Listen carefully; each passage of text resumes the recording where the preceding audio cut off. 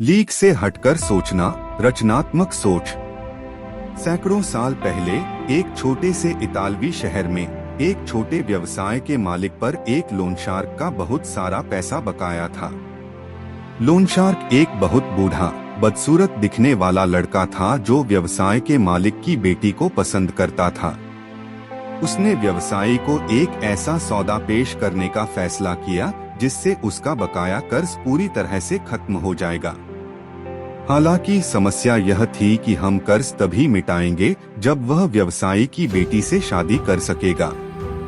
कहने की आवश्यकता नहीं कि इस प्रस्ताव को घृणा की दृष्टि से देखा गया।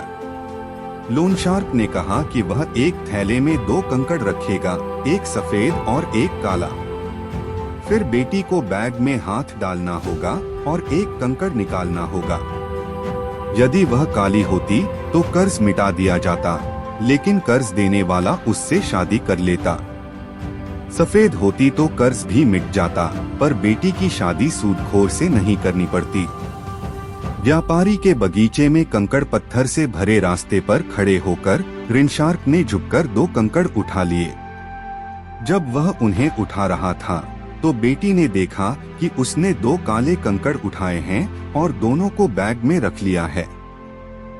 फिर उसने बेटी से बैग में हाथ डालकर एक चुनने को कहा। बेटी के पास स्वाभाविक रूप से 3 विकल्प थे कि वह क्या कर सकती थी।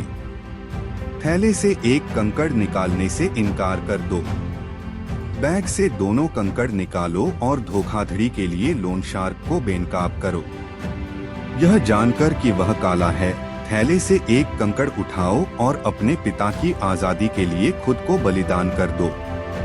उसने थैले से एक कंकड़ निकाला और उसे देखने से पहले संयोग से उसे अन्य कंकड़ के बीच में गिरा दिया। उसने साहूकार से कहा, ओह मैं कितना अनाड़ी हूँ। कोई बात नहीं, अगर आप थैले में बचे हुए कंकड़ को देखेंगे तो आप बता पाएंगे कि मैंने कौन सा कंकड़ उठाया था।